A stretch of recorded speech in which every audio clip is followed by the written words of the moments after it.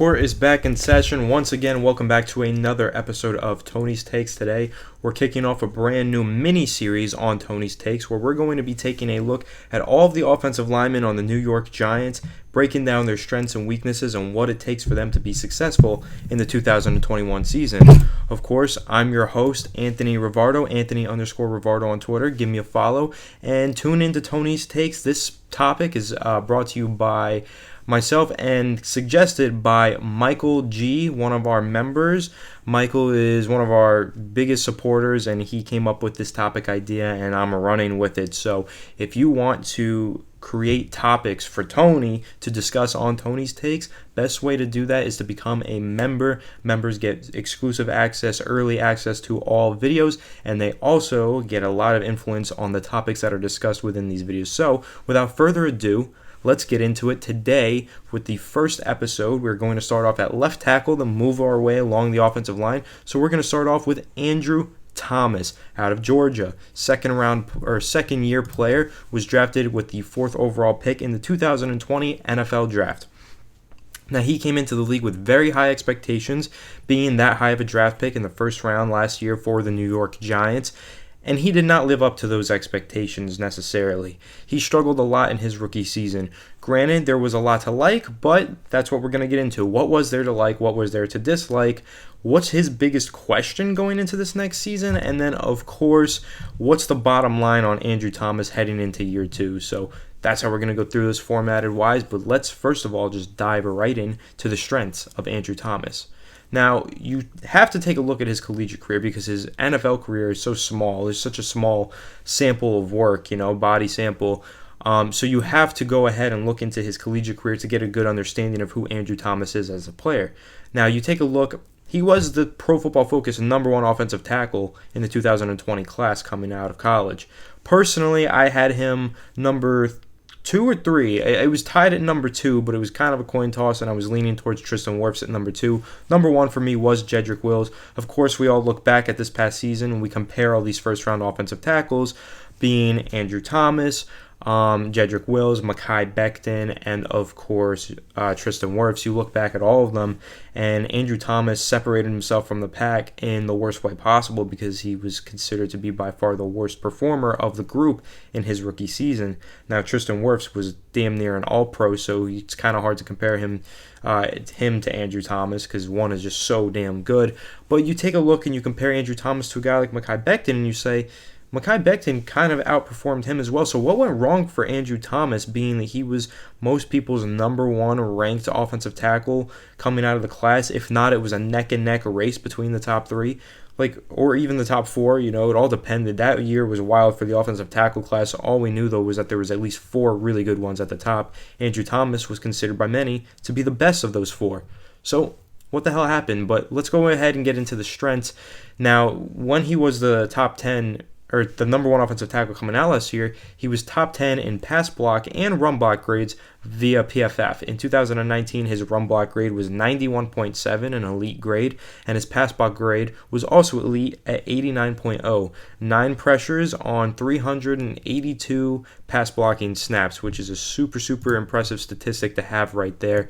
And of course, in college, he did play both left tackle and right tackle, which was a huge plus entering the NFL because we did have Nate Solder starting at left tackle at the time of drafting him, although Nate Solder did ultimately end up opting out of the season. However, we didn't know that was going to happen when Andrew Thomas was on board. Who would be the long-term left tackle? Who would be the long-term right tackle? Would Andrew Thomas make the switch? He has that versatility. So now going forward, let's say next year the Giants are picking in the top 5 for some reason. Maybe the Bears bottomed out. We have their first-round pick. And the best offensive tackle in the class is on the board. He's a left tackle. Well, you could always take him and consider moving Andrew Thomas to right tackle. He has the experience there. So that's an added bonus of Andrew Thomas. The number 1 strength or positive takeaway that I have from Andrew Thomas, though, after his rookie season, is the fact that he improved drastically in the second half of the year. Now, he earned 1 Pro Football Focus pass blocking grade below 59.0 over the second half, even though every outing before Week 8 fell below that 59.0 mark. So all of his grades in the first 8 weeks of the season were below 59. Second half of the season, all of them, except one, was above 59.0, which is super impressive just to see that jump and that improvement right there.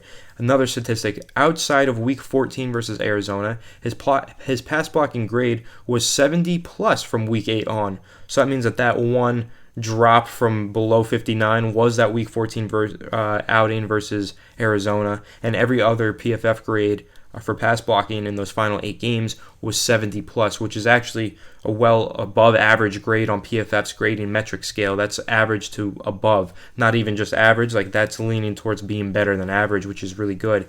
And then again, going by the 2 halves of the season, it really was a tale of 2 halves for Andrew Thomas. In the first 8 games of the season, he had 8 games allowing 3 plus pressures. So that means in all 8 games, he allowed 3 or more pressures, which is just a ridiculous statistic. That's so bad. But the last 8 games, the second half of the year, he had 3 games of those 8 with 3 plus pressures, 3 or more pressures. So drastic improvement right there from going to all 8 games with 3 plus pressures to only 3 of the 8 games with 8 plus pressures.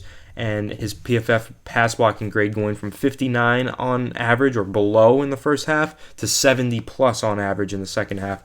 Huge improvement right there from Andrew Thomas. But of course, when we do go ahead and talk about his weaknesses now, we are going to talk about how, as a whole body of work, his pass blocking this past season was very poor. His overall PFF pass blocking grade was a 54.7, despite improving drastically in the second half of the year. One of the big reasons why, he led the NFL with 9 sacks allowed as an offensive tackle. That's the most of any offensive tackle in the NFL this past season. So, not what you want to see from your franchise left tackle that you drafted with the 4th overall pick. He also allowed the second most pressures in the NFL as a tackle with 57 in total. Again, really bad statistic there. He clearly just couldn't figure it out in pass protection. Now, why did that happen? We're going to talk about again. Paul Alexander is an NFL offensive line coach that worked with Andrew Thomas before the NFL draft. He worked with him leading up to the draft. Here's what Paul Alexander had to say. Quote, "I'm going to be candid here because I'm really upset for Andrew Thomas on this. What I saw on Thursday night, I see completely different techniques than he used at Georgia. I don't see his feet getting set, and I see his hands bouncing all over the place like he's punching a guy like a machine gun or something." Another quote, that was the end quote, another quote, "When he was at Georgia, he controlled with his hands. So I see something completely different than what I saw at Georgia, and my question is, why are you doing different things than you did? I mean, he was the best tackle in the country, and right now it's like, oh my God," end quote. Absolutely, it was like, oh my God, at certain moments last year, Paul Alexander. It was very confusing to see what was going on with Andrew Thomas, because this is a player who I watched on tape leading up to the NFL draft, and I said, this is arguably the most technically refined offensive tackle in this year's class. Technique-wise, he was solid. He was really, really good. There was some trouble every now and then getting beat on inside moves. Maybe sometimes his hands would get a little too wide in his pass sets. Those problems are kind of typical of collegiate offensive linemen, and then they get NFL coaching, and they kind of fix that. He didn't fix that. It all got way worse. His technique was just ripped to shreds. What the hell happened? That's the big question. What happened to Andrew Thomas's technique in his rookie season?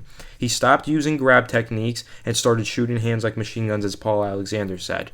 He started chopping feet like he is stepping over tires, is another way that Alexander described it. He got beat inside a lot. He was sliding his feet out wide way too far. He was just going too far down the edge. The angle sets were different, and that was obviously a tough adjustment for him to make. His pass blocking sets, his kick step was completely different than it was in college.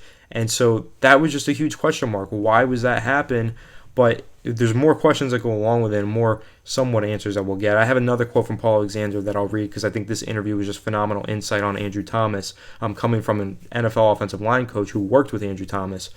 Quote, "I'll tell you the truth. A lot of guys come from college and they've got the choppy feet and the machine gun punching hands, and when they get to the pros, we teach them not to do that. But this is a different deal. This is a guy who actually knew how to do it, and he's going back to techniques and things that he never did," end quote. Again, that's kind of what I said, same vein as I said, great technique in college. It all just got shredded up in the pros. Very interesting. But we do have some answer to this question, maybe why this might have happened. We have a couple reasons why. First of all, injury. Andrew Thomas played hurt for, I believe, the majority of the season. He had an ankle injury that he had surgery on at the end of the year in January, at the end of the NFL season. So January has ankle surgery, played hurt majority of the season. That definitely affected his feet in pass protection. You can't say that it didn't. Because when you're kick stepping and you're sliding out in protection, you're absolutely putting a lot of weight and pressure on your ankles, and you're also using a whole lot of quick twitching explosive movements in your ankle muscles. So whatever was going on there clearly hindered Andrew Thomas's ability to perform as a pass protector. I'm sure it affected him in the run game as well. That ankle injury was huge for Andrew Thomas. So that is one of the answers as to why his technique went to the shredder.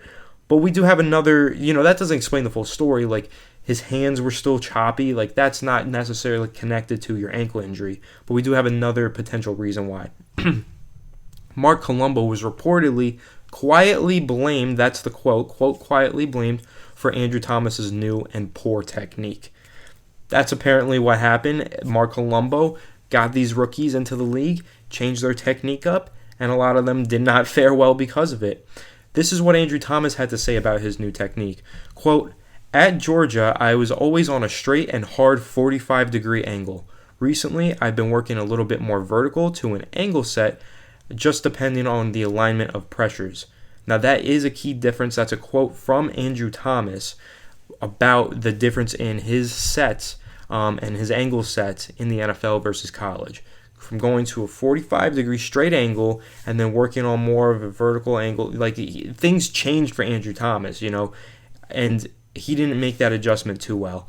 And one thing with change in the NFL is when you don't have an off season to prepare for this change, it can be very difficult.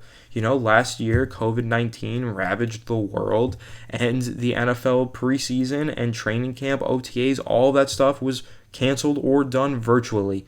So once he gets to the regular season, and all of a sudden Andrew Thomas has to go ahead and just play with this new technique and this new scheme, I mean, I can't even imagine how confusing that must have been for him. That just probably didn't even make sense. He's like, okay, these past 3 years of college, I was an all otherworldly offensive tackle using this technique. Let me do that in the pros.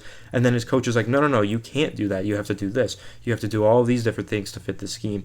I mean, that's just confusing, and that's a recipe for failure. But of course, COVID-19 was just generally a mess for all NFL players, for all people in general, of course. But for the NFL, for these young rookies, this was a tough adjustment to make, to change your whole pass blocking technique in an instant like that without any offseason to prepare for it. So that's really what comes into play with Andrew Thomas. I don't know who you want to blame that on, if you want to blame it purely on COVID-19, or if you do also want to blame it on Mark Colombo which is what people have done. They've quietly blamed Mark Colombo for changing Andrew Thomas's technique in his rookie season. I think there's blame to go around, but of course, COVID-19 really affected some things, and you have to at least admit that. Another quote from Andrew Thomas, this one is about the midseason coaching change. Of course, we all know Mark Colombo was hired last year and fired last year after Joe Judge beat his ass in a little fist fight. Joe Judge did fire him. Of course, that's satire. In case Joe Judge is listening to this, I'm not trying to make fun of you in any way. You are my king and ruler here as a Giants fan. So here's the quote from Andrew Thomas. Quote, "Technique-wise, there were a few minor details that changed, but the play scheme, all that is the same. There's just a few minor details that are different," end quote. So basically, once Dave DeGuglielmo came in as the new coach, he did make some tweaks to the tweaks that Mark Colombo already made in Andrew Thomas's form, hopefully fixing some of the mistakes that Mark Colombo had made.